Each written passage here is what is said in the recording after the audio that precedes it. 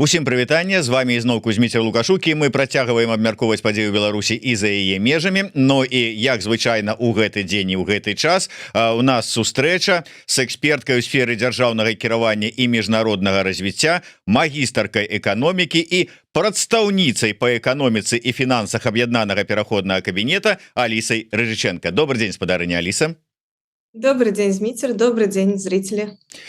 Як вы заўважылі па наших ранейшых эфірах, я пазбягаў агучваць яе вось пасаду, назовем гэта так, у аб'яднаным пераходным кабінеце, тому что для нас все ж таки спадарыня Аліса была найперш эксперткай у сферы вось дзяржаўнага кіравання, эканомікі і гэтак далей. Але сёння у мяне будуць пытанні у тым ліку і па ваших вот по гэтых компетенциях у АПК з нагоды ваших поездок, бо спадарыня Аліса, можна сказать, просто с самолета, с трапа самолета і в эфир Еврорады потрапила, тому будзе важно. Так, ну і давайте хутенька я яшчэ раз нагадаю тым, хто гэтага яшчэ не зрабіў, подписывайтеся на YouTube канал спадарыні Алісы Рыжыченко, спасылочка ёсць у нас у опісанні до гэтага відэо. Ну і не забывайтеся подписываться на YouTube канал Еврорады і наш YouTube канал навокал, ставьте свои подобайки, натискайте на звоночек и расширвайте, калі для вас гэта бяспечна. Бяспека гэта важно. Зараз адноўлены ізноўку спісы тых, каго аб'явіла лукашэнкаўская сістэма у міждзяржаўны беларуска-расійскі вышук, і там вельмі шмат імёнаў таких вось прыўкрасных беларусаў, скажем так, якія просто добра сваю робяць, у тым ліку экспертную працу, ну але вось такую адзнаку яны атрымалі. Таму будьце, калі ласка, уважлівы і асцярожны, слухайце, глядзіце, калі небяспечна, без подписки, калі бяспечна, то подписывайтеся. Спадарыня Аліса, давайте мы пачнем нашу размову с может быть такое энергетычнага пытання, дакладней вось с пытання с бензином, что звязана. Я так разумею, что чарговую магчымасць зарабіць на России атрымаў Лукашенко, рэжым лукашэнкаўскі, ну і НПЗ, якія в прынцыпе і працуюць на напаўненне вось бюджета і хацелак Лукашэнкі праз зараз дадатковыя неабходнасці і пастаўкі бензина у Россию. Як вы оцениваете всю эту ситуацию? Ой, вы знаете, тут очень спорный момент по поводу продажи бензина в Россию, потому что вопрос цены. Если мы посмотрим на данные, которые есть в открытых источниках, то мы увидим, что Россия на бирже берет белорусский бензин по цене за $1000 за тонну, когда белорусский бензин, например, тому же Китаю либо Индии может продаваться за $1900 за тонну. То есть разница почти в 2 раза. Для того, чтобы иметь возможность продавать бензин и в Россию, и на внутреннем рынке, и при этом еще зарабатывать на других внешних рынках, кроме России, ну, на сегодняшний день у Беларуси нету такой возможности, потому что вопрос и производственных мощностей, и вопрос поставок нефти из России, и вопрос того, кто будет работать на этих НПЗ и так далее.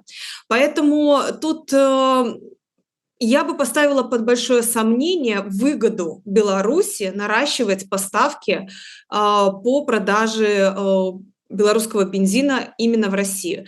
И более того, скорее всего, вот эту вот недополученную прибыль возложат на плечи белорусских граждан тем, что будут повышать стоимость на бензин внутри страны, потому что нужно будет все равно балансировать каким-то образом.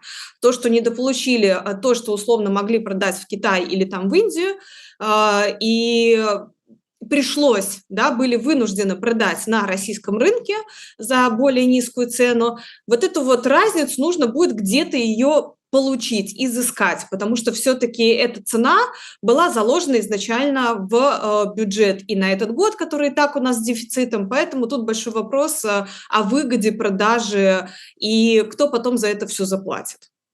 А ці ёсць магчымасці у Лукашэнкі, там у кіраўніцтва НПЗ, там ці міністэрства энергетыкі, хто там вырашае канчаткова гэтыя пытанні, ухіліцца ад вот гэтай выгаднай сумнеўна прапановы ці там просьбы з боку России об павелічэнні паставак? Нет, конечно, нету этой возможности, потому что нужно понимать, что тот же транзит нефтепродуктов и того же бензина в Китай, в Индию и другие страны идет через Россию, через российские порты, через российские железные дороги. И в случае, если Беларусь будет отказываться от поставок в Россию, ну, Россия может просто принять в одностороннем порядке решение ограничить объемы поставок через железную дорогу, и это отразится тогда не только на транзите и логистики нефтепродуктов, но и в том числе может отразиться на поставках калийных удобрений. Поэтому у Беларуси, не у Беларуси, а у Лукашенко нету такой возможности отказаться от этих поставок. И поэтому тут вот, как я говорю, тут большой вопрос, кто потом в итоге за все это заплатит. Ну гэта зразумелае пытанне, хто заўсёды за вось гэтыя хітрыкі так званыя уладаў любых і плацяць, это народ тых дзяржаваў, звычайныя простыя грамадзяне. Але вось бачыце, што дзіўна, звычайна вот як толькі з'явілася такая інфармацыя про тое, што ну вот России патрэбна беларускі бензин, то адразу пачаліся каментары такія: ну як звычайна, вот чорт яму і ў дуду дуе, тут вот як несчастье, то вот так чарговае дзесьці ў свеце, то Лукашенко подфартило. Оказывается, не все так просто. Ну, конечно, любая торговля с Россией, мы сейчас даже видим, понимаете, даже не касаемо бензина, а даже если мы берем предприятия, которые работают на российский ВПК, выполняют заказы для российских ВПК, то есть уже данные у Белпола, есть данные официальной статистики, которые подтверждают данные Белпола, которые получили, о том, что Россия уже на сегодняшний день не устраивает цены той продукции, которую производит Беларусь для российского ВПК. И так как Россия является единственным покупателем и единственным рынком сбыта, и в принципе многие предприятия были переориентированы на производство продукции для ВПК исключительно для России, то у белорусских предприятий нету другого выхода, как идти на, ну, просто соглашаться с Россией. Да? Фактически Россия говорит о том, что мы не будем покупать у вас этот товар по такой-то цене, а будем его покупать и продлим с вами контракт, если цена будет там на 7-8% ниже. Ввиду отсутствия других альтернативных рынков сбыта такой продукции, Беларусь вынуждена соглашаться. Ну и кроме того, Россия поддерживает финансово для того, чтобы наращивать эти производства, для того, чтобы платить людям зарплаты и так далее. И такая же ситуация происходит и с нефтепродуктами. Конечно, это невыгодно. Ничего не может быть выгодным, когда мы говорим про монополию. В данном случае у нас монополист рынок, Россия, который может диктовать свои условия для Беларуси. Это плата, которую Лукашенко платит, и, к сожалению, платят все белорусы тем, куда привела политика Лукашенко, в полную зависимость от России экономической. И поэтому тут это не пошансовало, да, это не какая-то удача, а наоборот, которая потом очень негативно финансово скажется на белорусских предприятиях, у которых уже сегодня растет дебиторская задолженность. То есть мы не видим роста выручки, мы видим рост дебиторской задолженности. Это значит, что Россия не оплачивает поставки того оружия, тех комплектующих для оружия, для ВПК, которые они заказывают у Беларуси. То есть Беларусь производит, и фактически завтра может наступить тот момент, когда белорусские предприятия будут вынуждены производить в убыток себе. А як так атрымліваецца, это што у России грошай нема? Я слухаю, колькі яны ўбухалі на спробу выбары, паўплываць на выбары ў Молдове. Так і што, как бы, а на гэта тут няма свайму бліжэйшаму саюзніку аплаціць яго паслугі? А зачем ему оплачивать послуги, когда он уже принадлежит фактически России, Лукашенко?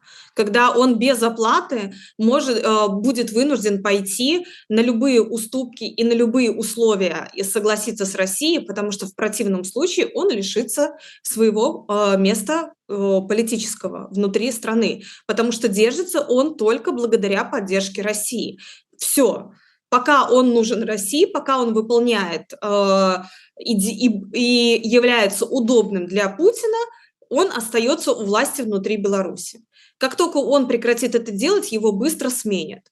либо произойдут какие-то другие события, да, которые приведут к смене власти внутри России.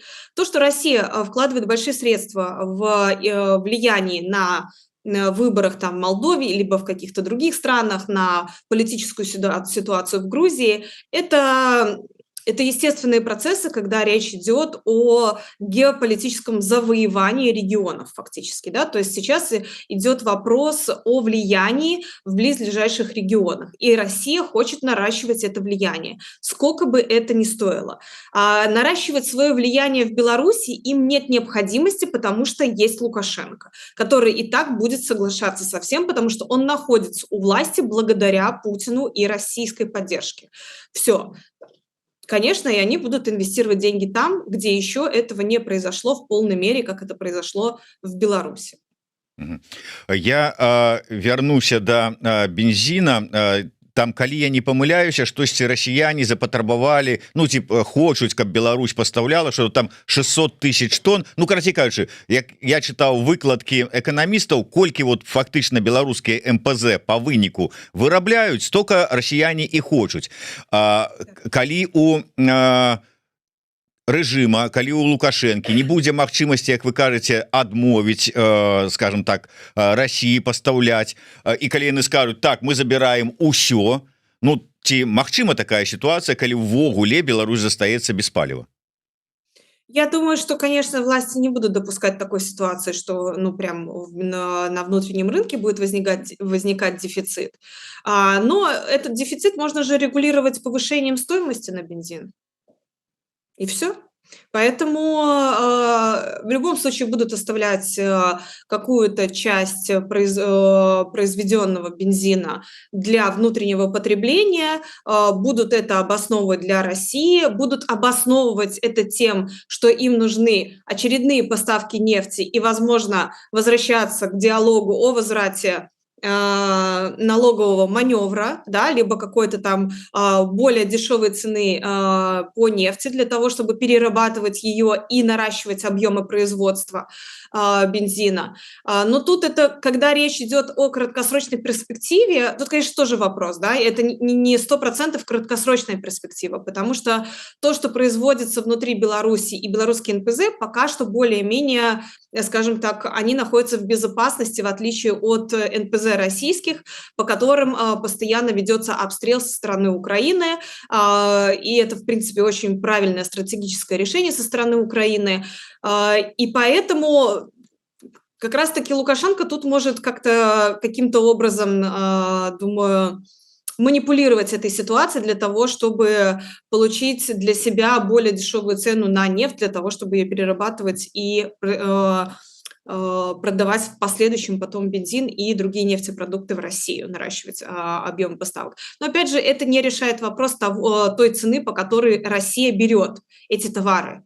То есть насколько это выгодно экономически. У нас, к сожалению, статистика закрыта, да, по переработке нефти, по ценам, по продажам, по объемам поставок, по экспорту и так далее. Поэтому тут очень сложно без конкретных цифр, да, говорить об этих вещах, да, и утверждать, и делать какие-то экономические заключения, либо прогнозы, как это будет все развиваться.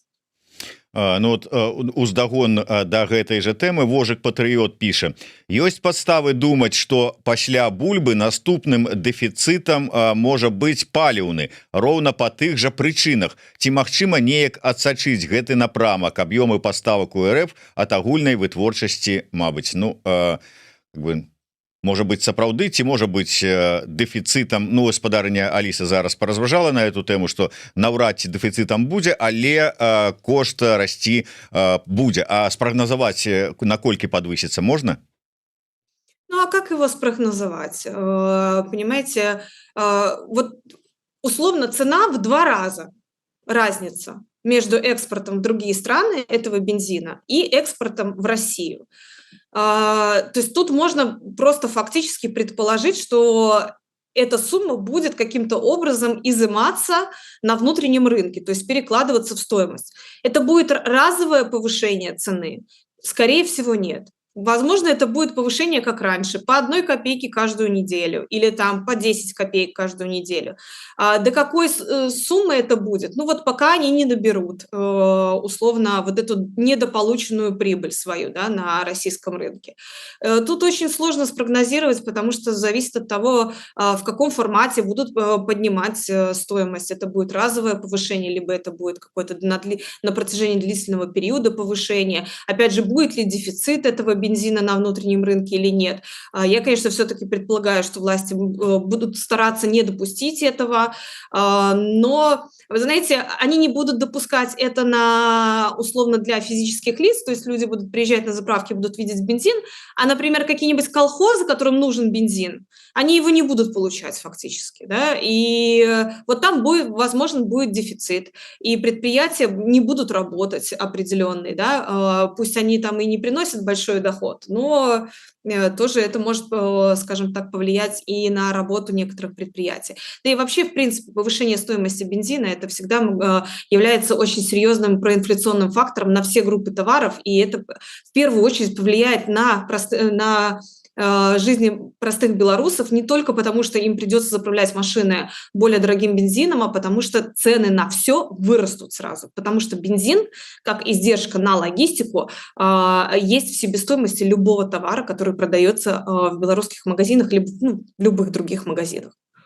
Эксперты бюрок написали, что зараз Россия 15% от вырабленного вот этого бензина палива экспортуе за межы в іншыя краіны, і для того просто каб зараз вот гэтыя патрэбы дефіцыт, які выявіўся ў асобных рэгіёнах, как бы снівелировать, яны адмовяцца от імпорта і пакінуць это ўсё ад экспорта і пакінуць это ў сябе, і таким чынам вялікай патрэбы ў беларускім бензіне как бы не будзе, так что вот аддавайте нам увесь, то есть яны так вот згладзяць.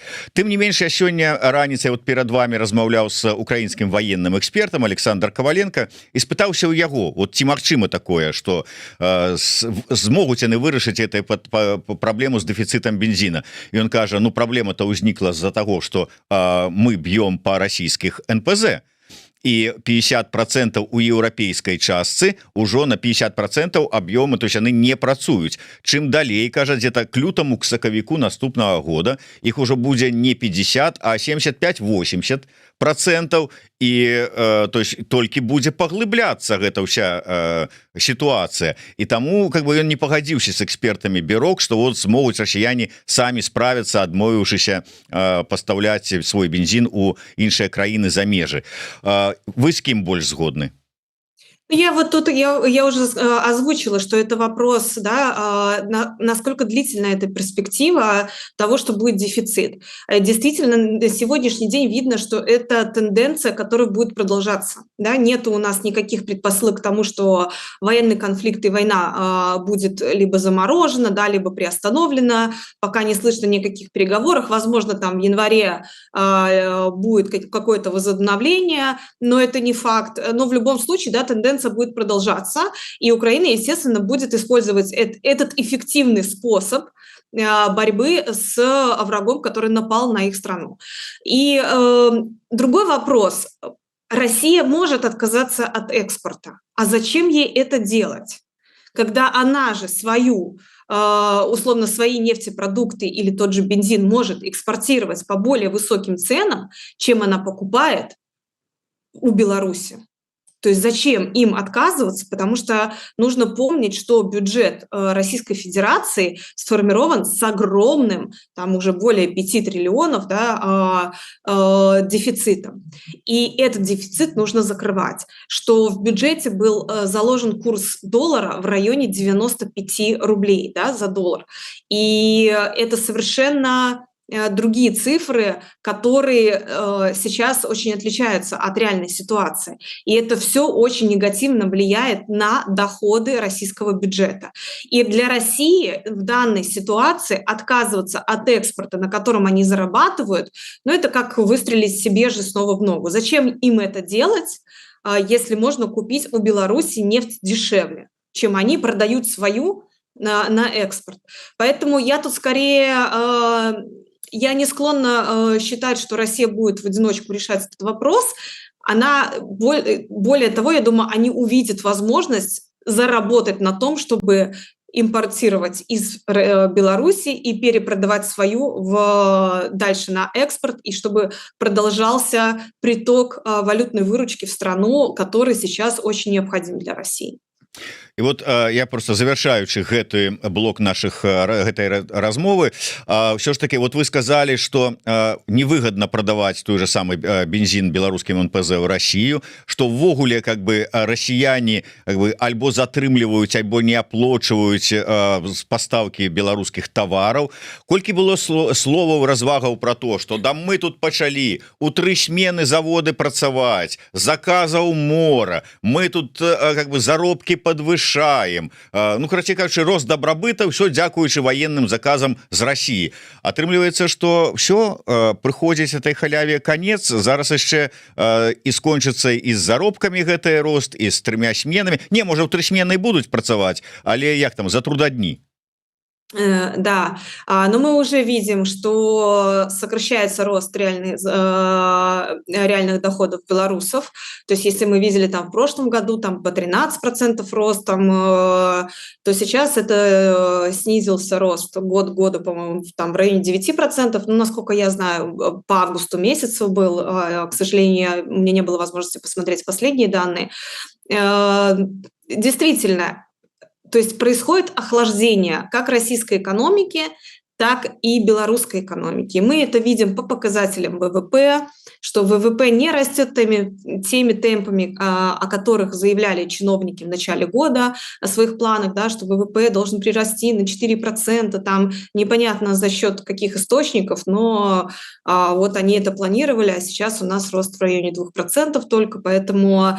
Тут, конечно, то есть это свидетельство того, что действительно идет тенденция к сокращению объемов экспорта, к сокращению возможности России поддерживать белорусскую экономику и платить за то, что производится для российского ВПК, теми ценами, да, и в тех объемах, как это было, например, в прошлом году. То есть возможности России сокращаются, и это напрямую будет негативно влиять на белорусскую экономику.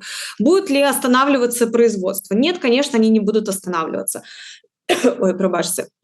Не будут останавливаться производство, но действительно будут, скорее всего, изыскивать возможности выводить людей и работать дальше, но при этом не доплачивая им за дополнительные часы работы, выписывая меньше премии по объемам и так далее. Ну и, в принципе, сейчас будет просто... Опять это все будет влиять на то, что люди будут иметь... условно в доступе у себя какие наличные деньги, реальные, да, доходы, потому что в номинальном начислении могут там повышать зарплату, средний уровень зарплаты по стране тоже будет расти. С одной стороны, то есть меньше возможности у предприятия наращивать объем зарплат и выплачивать более высокие зарплаты. И с другой стороны, есть серьезное проинфляционное влияние, да, то есть растет инфляция, и тут множество факторов у нас есть. И то, что сдерживали цены, да, проинфляционный навес, и то, что бензин подорожает, это тоже повлияет, и то, что предприятия меньше экспортируют, и нужно зарабатывать каким-то образом на внутреннем рынке, то есть на те товары, на которые отпускают регулирование, цены там растут в 2-3 раза быстрее, чем если бы они росли при нормальных условиях рыночной экономики, да, когда цена формируется за счет спроса и предложения. То есть фактически инфляция разгоняется, а при этом уменьшаются возможности повышать зарплату вот соответственно, да, с тем уровнем роста инфляции. Поэтому, конечно, белорусы будут все более остро ощущать вот это сокращение реальных доходов. К этому идет тенденция. Я бы не сказала, конечно, что все условно песенка спета и белорусским предприятиям не стоит рассчитывать совершенно на российский рынок. Нет, нужно помнить, что белорусские предприятия и порядка там 70% белорусской экономики сейчас завязано так или иначе на Российскую Федерацию. То есть либо это экспорт, либо это импорт, либо это ВПК, но все равно это завязано на российскую экономику. И это большие объемы, И сказать вот просто, что, ну, сейчас все остановится и, белорусская экономика станет на колени, остановится тоже там, да, произойдет какой-то экономический коллапс или кризис. Нет, мы не говорим про это, но мы говорим о том, что белорусы будут ощущать все более остро, нехватку денег, сокращение реальных доходов и, скажем так, ухудшение условий жизни, да, внутри страны. Я хотел бы зараз звярнуцца у тым ліку і да ваших міжнародных поездак, але пачну с Брусселя. Еўрапарламент прыняў рэзалюцыю, у якой патрабуе, ну ці прапаноўвае пашырыць тыя санкцыйныя, ну то есть па-першае больш жорсткімі зрабіць санкцыі адносна России, а по-другое пашырыць іх гэтыя санкцыі на так паплечнікаў России, тых, хто дапамагае ім у вайне супраць Украіны. І на першым месцы ідзе Беларусь, потым Іран і Карея, але Беларусь. Вот чаго чакаць і ці не спрацуюць гэтае пашырэнне, ўзмацнення санкцыйнага ціска супраць Беларусі? Действительно, я не была в Брюсселе, к сожалению, но я была в Париже на альянсе парламентской группы за демократическую Беларусь. И я могу точно сказать, что мнение европейских парламентариев абсолютно четкое и ясное, и посыл абсолютно четкий и ясный, что никто не будет смягчать санкционные условия для Беларуси. Что есть четкое понимание, кто такой Лукашенко, и что именно Лукашенко и через режим Лукашенко происходит поддержка режима Путина, поддержка в производстве ВПК, и никто не собирается смягчать условия и идти на диалог с Лукашенко, либо снимать с него санкции, именно ввиду того, что он является таким же военным преступником, как Путин и путинский режим.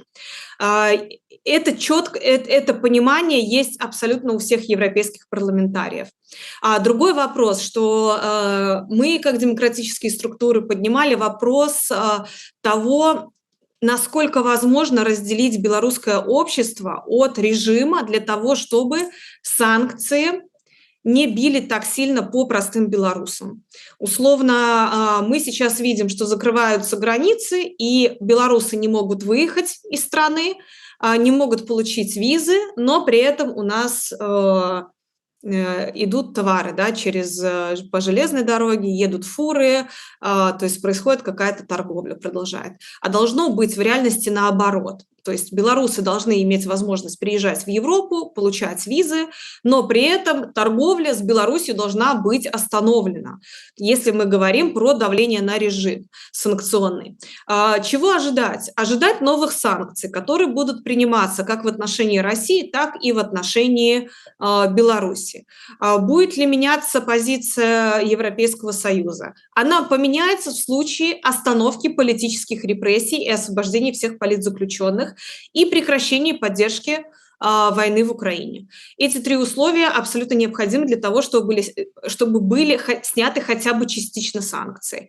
Пойдет ли Лукашенко на эти условия? Нет, он не пойдет на эти условия. Для Европейского Союза отпустить политзаключенных, условно вытворить их из страны без паспортов, без ничего насильственно, это не освобождение политзаключенных, это депортация людей, это не остановка политических репрессий, потому что пока освобождают 100 человек, 250 уже судят по политическим статьям.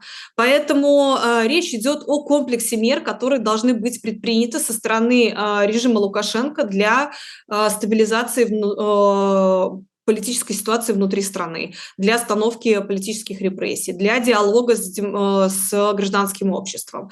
Лукашенко на это сейчас не пойдет, потому что это абсолютно равнозначно его потери, да, своего места, за которым он держится своими синими пальцами. Поэтому ни о каком снятии санкций либо послаблении санкционного режима в отношении Лукашенко речь не идет со стороны Европейского Союза. За американцев я не могу отвечать, потому что, к сожалению, представители американских властей не присутствовали в Париже, потому что там был шатдаун. Нам вообще очень повезло, да. Премьер-министр Франции был отправлен в отставку, когда мы приехали. А, Не отправлен в отставку, ушел сам в отставку. У американцев случился шатдаун, и по этим причинам они не смогли присутствовать на Альянсе. Поэтому тут, к сожалению, за американцев я ничего не могу говорить, я не знаю их позиции, да, и не услышала, к сожалению, их позиции, вот, поэтому со стороны европейцев прозвучали четкие, скажем так, четкий речь, четкий посыл того, что мы понимаем, кто такой Лукашенко, и никто с ним разговаривать не будет, пока он является угрозой безопасности для Европейского Союза. Не пачулі что там казалі, что маглі б сказаць амерыканцы з гэтай нагоды, зато пачулі еўрапейцаў, і я так разумею, что пачулі у тым ліку тых прадстаўнікоў беларускіх дымсілаў, якія выступаюць за перамовы з рэжымам, за пэўная там палёгку санкцыйную, ўсё дзеля вызвалення палітвязняў.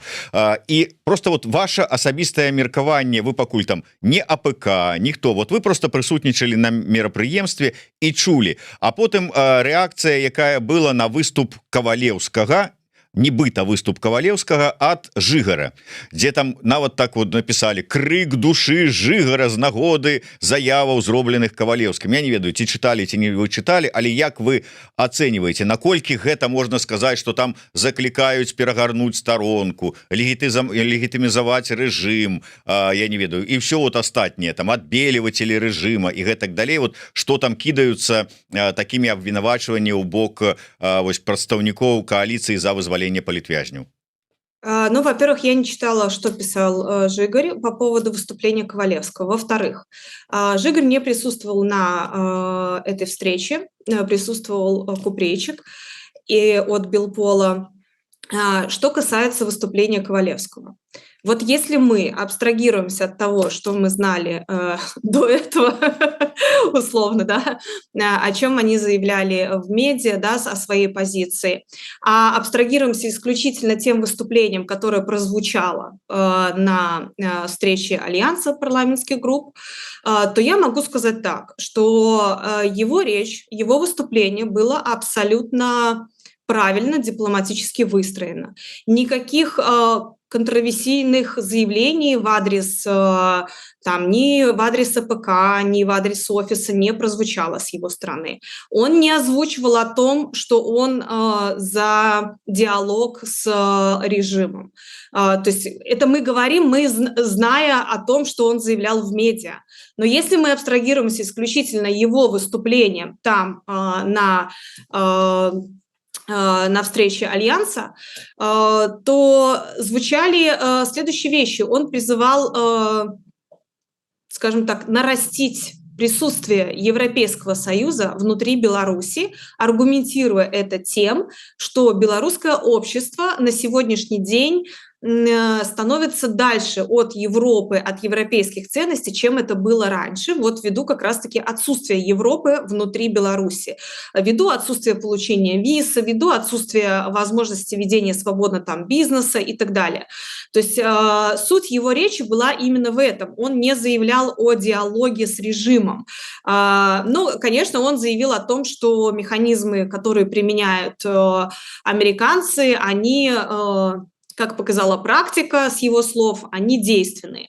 А у меня абсолютно противоположная точка зрения в отношении действия американских партнеров. Я очень благодарна им за то, что освобождают людей, но все-таки с моей точки зрения политическая сила американцев намного больше, чем те условия, под которые они добились освобождения политических заключенных. То есть все-таки я вижу эту ситуацию, что они имели власть и возможность надавить на режим для того, чтобы людям, как минимум, была предоставлена возможность выбора покидать Беларусь, либо оставаться внутри страны освобожденными. Я уже не говорю про то, что этих людей освободили, а по документам внутри Беларуси они все еще остаются в колонии. Поэтому, то есть никаких документов, подтверждающих ни помилование, ни освобождение там по отбытию срока, никаких документов, подтверждающих, что эти люди свободны, на сегодняшний день нету. Поэтому, то есть у меня в этом вопросе у меня абсолютно кардинальная точка зрения, она расходится с Валерием Ковалевским, но если мы говорим и абстрагируемся исключительно его выступлением на этой встрече, выступление было абсолютно правильно, дипломатически выстроено. Он говорил о тех вещах, с которыми мы не можем не согласиться, да, но мы не можем сказать, что это не так, да, что вот нету действительно Европы внутри страны, и белорусы хотят больше в Европу, либо начинают ценить больше европейские ценности. У них просто нету на это возможности, потому что у многих нет возможности даже съездить в Европейский Союз и посмотреть, что такое Европа. Поэтому, ну, как можно не согласиться с этим? Ну, это так и есть на самом деле. О тех вещах, о которых он либо его команда заявляли в медиа, об этом не было озвучено, то есть вот так вот прямо в лоб, что мы там за диалог с режимом. Поэтому я тут, если комментировать исключительно его выступление, ну, вот так. То, что написал Жигарь, я не знаю, я, к сожалению, не читала, поэтому мне сложно рассуждать на эту тему, но, насколько я знаю, что там состоялись разговоры между Купрейчиком и Ковалевским, и, в принципе, у меня состоялись эти разговоры. Мне позиция этой страны очень понятна, я с ней не соглашаюсь, потому что я категорически против возвращения режиму какой-либо легитимности, потому что я считаю, что таким образом мы не решим никакой вопрос с политзаключенными, мы освободим условно таким механизмом 1000 людей сегодня, а завтра нам придется снова ехать в Париж или еще куда-нибудь на различные европейские площадки и говорить о новой 1000 политических заключенных внутри Беларуси. Поэтому нужно говорить об остановке политических репрессий, а это возможно только при смене режима. И давать дополнительно или возвращать легитимность режиму тем, что с ним общаются американцы, официально ему звонят, придают ему какой-то значимости, условно, в таком международном пространстве. Для меня это абсолютно провальный путь, потому что нам невозможно вернуться не в 15 год, не в 19 год, потому что даже с экономической точки зрения зависимость от России настолько велика, что развитие какого-то вот параллельного трека, да, что мы где-то немножко с Россией, но немножко с Европой, оно уже невозможно. И тем более в условиях, когда идет война в соседней стране.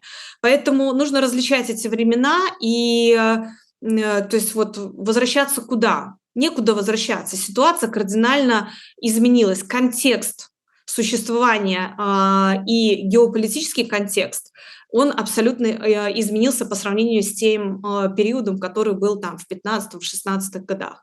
Поэтому диалог невозможен с террористом, с убийцей, с человеком, который захватил в плен фактически всю страну, пытает людей, помогает проводить и участвовать непосредственно в войне в Украине тем, что он производит оружие для того, чтобы убивать мирных украинцев. Поэтому для меня никакого диалога вот в таком формате, что давайте он освободит политзаключенных, и мы снимем все санкции, и он вернется на международную арену политическую, для меня такой формат абсолютно неприемлем. Спадарыня Аліса, калі мы ўжо першыню за увесь апошні час вас тут как бы узяліся пытаннямі мушаць як прадстаўніцу аб'яднанага пераходнага кабінета, давайте на будем заканчивать нашу эфир незвычайным пытаннем про курс доллара, а вашим тезисам, які вы агучылі ў Парыжы, ну прынамсі я такі почытаў на телеграм-канале аб'яднанага пераходнага кабінета, вы заклікалі партнёраў еўрапейскіх падтрымаць дарожную карту еўрапейскай інтэграцыі Беларусі Беларусі і распрацоўку эканамічных рэформ. І я там чытаў каментары ў розных соцсетках, пісалі: ну ці час нам зараз вот займацца вось гэтым, больш надзённыя актуальныя ёсць праблемы у беларусаў в эміграцыі, у беларусаў у Беларусі, чым нейкая там карта, нейкія там рэформы, распрацоўку і гэтак далей. Што скажаце, як? Конечно, именно сейчас нам нужно этим заниматься. Объясню почему. Потому что Беларусь маленькая страна, у нее нет возможности быть как Швейцария, независимо, оказывать какие-то высококлассные финансовые услуги и быть независимой от своих соседей. Беларусь это больше как, например, Австрия, которая имеет такого же сильного партнера, да, в виде Германии. Вот у Беларуси есть сосед, очень сильный в виде России. И, к сожалению, Россия – это не тот сосед, который на равных правах предлагает сотрудничество. Россия не предлагает вообще никакого сотрудничества, она предлагает только зависимость. И для того, чтобы оставаться и сохранить, в принципе, да, Беларусь как страну независимую, чтобы сохранить белорусскую идентичность, нам необходим выбор. И, на мой взгляд, этот выбор на сегодняшний день возможен только проевропейский. Почему сейчас необходимо нам разрабатывать реформы и говорить о европейской интеграции и просить помощи у наших международных партнеров, помощи в экспертизе, в технологической поддержке, в разработке реформ? Для того, чтобы прийти к людям, в любой момент это может произойти, для того, чтобы прийти к белорусам и предложить конкретный план решения экономических проблем внутри страны. План, который будет прописан, дорожная карта – это конкретный план со сроками, с конкретными действиями, с конкретными механизмами, программами поддержки, которые включают в себя в том числе поставки альтернативных источников энергии с других стран, которые включают поддержку для переобучения людей, которые работают на убыточных предприятиях, которые включают поддержку цифровизации системы государственного управления, что позволит сократить государственные расходы в разы просто. Поэтому это конкретный план действий, который позволит белорусам не проходить шоковую терапию, как это было, например, там в 90-е годы с Польшей и другими постсоветскими странами.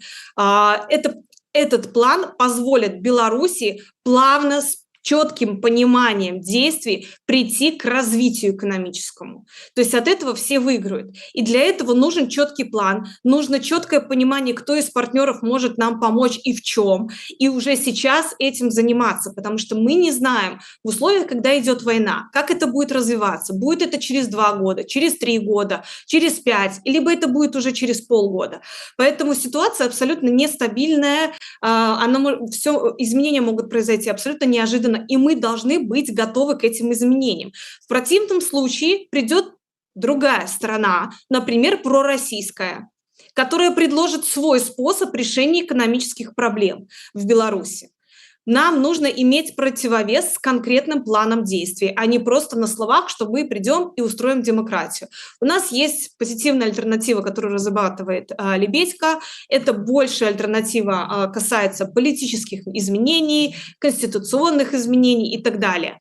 Я же говорила о том, что нам нужно еще говорить про позитивную альтернативу экономическую для белорусов, чтобы белорусы не слышали просто, а что такое Европейский Союз, а у нас цены сейчас поднимутся, если мы евро введем. Это вот все, что условно, о чем думают белорусы, когда говоришь им про европейский выбор, про европейскую интеграцию. А это же совершенно о другом. Это о стандарте жизни, это о повышении доходов, это о привлечении инвестиций, это о развитии технологий и так далее, и так далее. Поэтому об этом нужно говорить уже сейчас. План нужно разрабатывать сейчас и максимально его пытаться продвигать в информационном пространстве для того, чтобы люди знали, что у нас есть другой выбор. Дзякуй вялікі. На жаль, трэба завяршаць. Ну што ж, пра курс долара не пагаварылі, але там нічога адметнага, што было раней, тое і зараз працягваецца. Ніякіх такіх крызісных момантаў, што можна было б абмеркаваць. Іншыя тэмы, я думаю, мы яшчэ наступны раз абмяркуем. Таму на сёння я развітваюся, тым больш, што ўсё ж таки, да, як я сказаў, гаспадарыня Аліса з самалёта, стомленая, трэба адпачыць. Яшчэ раз нагадваю пра падпіску на YouTube канал гаспадарыні Алісы. Ну і пра YouTube канал Еўрарада не забывайце. Прадстаўніца па эканомікі і фінансах аб'яднанага пераходнага кабінета, экспертка ў сферы дзяржаўнага кіравання і міжнароднага развіцця Аліса Рыжыченка была з намі. Да сустрэчы, жыве Беларусь. До сустрэчы, жыве вечна.